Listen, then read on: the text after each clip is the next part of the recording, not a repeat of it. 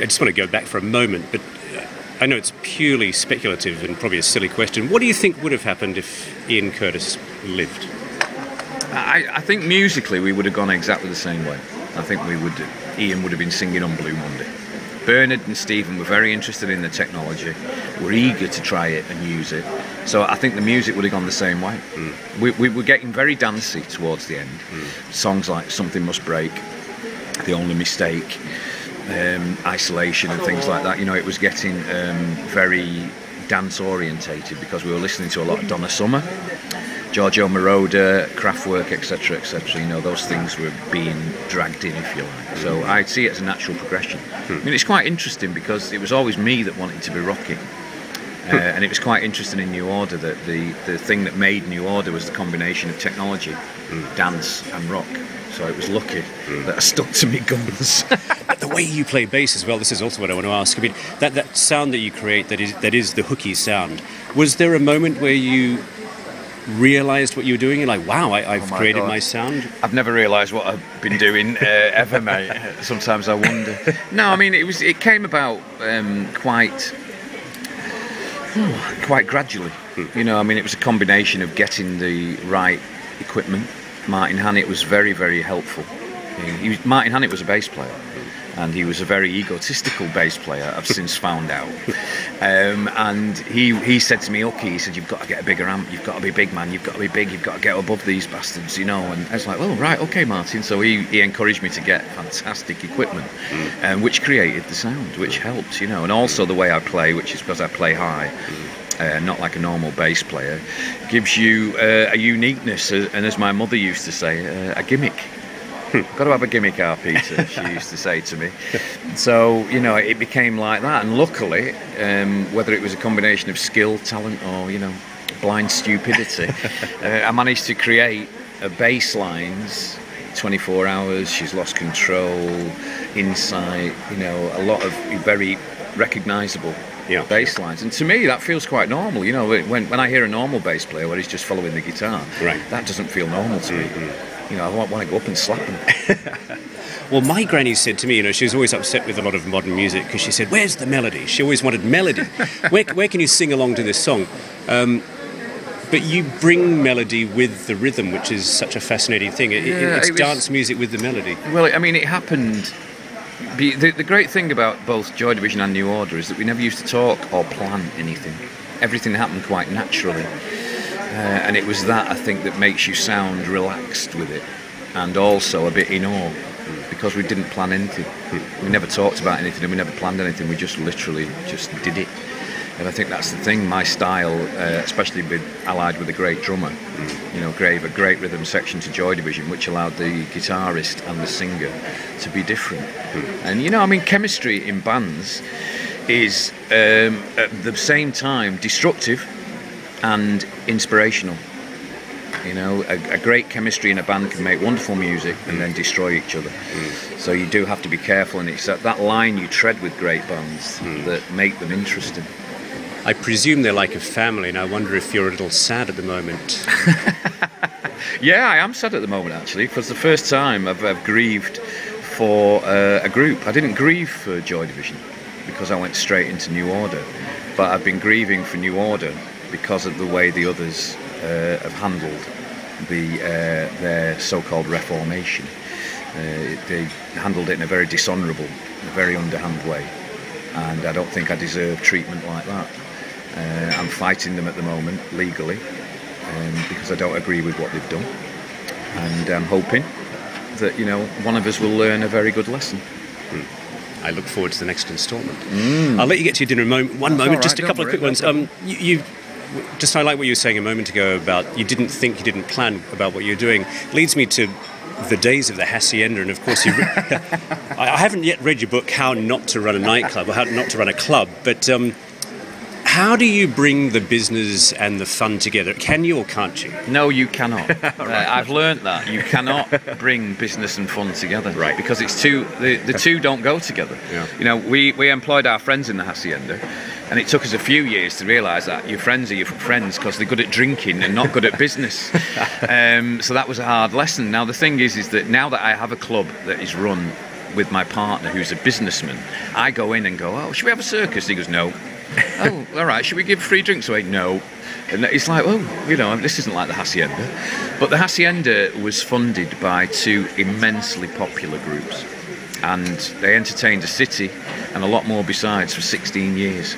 Now, to my knowledge, that is unique in musical history, because no other group, be they U2, Coldplay or anything, has even entertained the notion of being so philanthropic that they entertain a city for 16 years. It cost us about 10 mil, but it gave us a heritage and a uniqueness that is unrivaled and unparalleled by anybody in the world. Everybody would call they're the lunatics.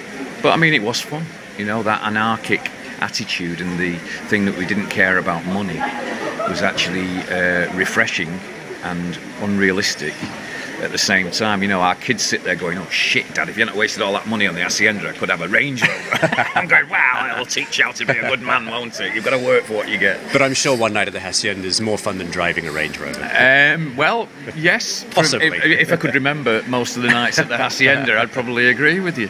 But no, I mean, it's a very difficult thing. You know, I think that in particular, we've been very lucky because the richness and the variedness of what we did as musicians and as people over those 16 years is fantastic. And it does make me wonder the way that Bernard and Stephen in particular are so scathing about keeping the Hacienda name going and you doing Joy Division, and then turning around and doing exactly the same thing with New Order, does show a huge contradiction from their side, which is something that I'm finding hard to come to terms with. But the thing is that ultimately I think you should be proud. You should be proud of what you've done, proud of what you achieved, proud of the fact that you changed the world with many things that you did. 2 groups, a record company that was absolutely unique in its outlook and its innovation, and a club which changed the world of clubbing. You know, and people still look at now and try to emulate both the design and the attitude. So I'm not doing too bad. I think we've got a lot of laurels to rest on.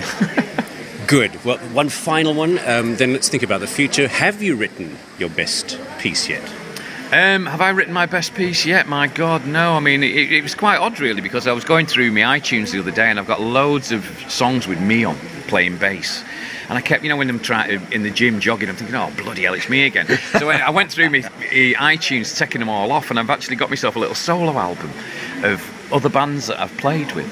And I was listening to some, and I thought, oh my God, this is great. I've actually, because you don't think, there's 28 people I've played with since I left New Order.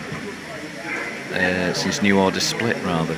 And it was quite surprising to see, wow, I thought that's something to be proud of as well, really. So I'm going to do a solo album of me playing bass on other people's records.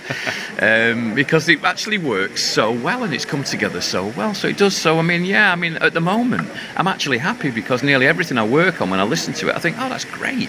And it might not be as commercial as Blue Monday or commercial as True Faith, but it certainly stands up and means that you're still creating, still happy with what you're doing and still going forward. Oh, I do have one more. Oh, go on. I meant to ask you this because you're DJing tonight. I had a fight with someone a few years ago, or an argument with someone, not a fight, just a good argument. You don't look like a fighting type guy. No, I'm very, but I can get a little heated up when people push the wrong buttons. And this fellow, who apparently is a music lover, but he couldn't understand the point of DJs. He didn't understand why we have DJs. He didn't see the worth of DJs. He couldn't understand why people want to stand in a room or be in a room together with a DJ playing for them. And I was trying to explain what I liked about DJs, and I presume if you're a music lover, and there's nothing better than that shared experience. You're a DJ today. What is the worth of DJs? What is the worth of DJs? I think the strangest thing about DJs is that when they're great, you don't notice them. I mean, I'm in a funny position as a celebrity stroke DJ because people come to see you. You get a lot of fans that come to New Order gigs that can never get near New Order. Then all of a sudden you're there and they can get to you, and that produces some quite hilarious moments, actually, especially as they get drunker. I've noticed they end up having a mad lunge at you. So, but the thing is that if you go to a club and you hear great music and you have a great time, then generally that's what you expect. If the DJ's rubbish, you will notice. If you got your auntie's wedding and they've got a cheap crap DJ and you spend all night going, oh God, this guy's shit, this guy's crap. You go to a club like you expect, and there's a great DJ there, you hardly notice him because he's doing his job. He's entertaining you, keeping the crowd going, creating a vibe, a happening. And that's what I've found, that great DJs you barely notice what they do, and you just go and have a great night. So your friend is right in a way. You know, a lot of them, you just go and, oh, this is kicking, yeah. You go and have a few drinks, chat a girl, the atmosphere is fantastic. You don't sometimes, oh, I wonder who was DJing. You know, it's a delivery. There's other guys that are showmen, if you like, that act in a different way that you go and watch. I mean, I've always found, Manny said to me, I said, well, you know, when I started DJing, it was Manny out of Primal Scream that got me to do it. And I said to him, what should I play? He said, don't fucking play anything, they'll just come and watch the guy who used to be in a band. Do you know what I mean? And so there's a different kind of attitude with it, but over the years I've learned that he is good at DJing because people come and they leave happy. So they've watched him, the guy who used to be in a band, they've heard good music, he's kept them up, sent them home happy. And that's the thing you don't notice sometimes, is how good these bloody DJs are. Well, then from your point of view, when you're in the DJ booth compared with being on stage with one of your bands, is the feeling for you the same when you're keeping the audience happy? Listen, being paid to play your own music is pretty good. Being paid to play somebody else's music is fucking fantastic. I'm telling you, it's the second best job in the world. All right. Without a shadow of a doubt. And yeah, I mean, I do really get off on it sometimes. The great thing about DJing, I find, is that every time you go, the audience is different. With a band, whenever you walk out on stage, the audience are there to see you. Right. With a DJ, I'm actually encroaching into a lot of clubs where they couldn't give a monkeys about you. No. And it's a lot of a challenge sometimes. So every crowd can be different. And sometimes you can have a great night, sometimes you can have a bad night. Usually with a group, you don't get that unless you play badly. The audience are there to see you, and you can play pretty badly your own stuff and they'll still like you. But on a DJ, you've got to prove your mettle every time you go out, because the audiences are different audiences. They're not your audience, and sometimes it can be very challenging. And it's also made me realise that I've got to keep going, keep on top of music, keep getting the right combination, the right chemistry going of music to DJ and pull it off. Because sometimes you can bomb on your arse.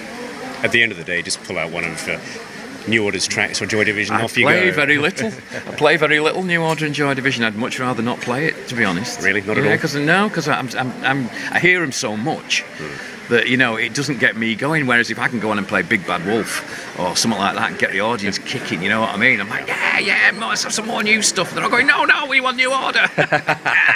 They can go home and listen to it. Yes. On that note, have a wonderful night. Great to meet you. It's been inspiring. Peter Hook, I look forward to the future. Thank you. All right, thank you very much. Cool. Nice one. Do you want a chip? Sorry to keep you so long. That's all right, mate. No, I enjoyed it.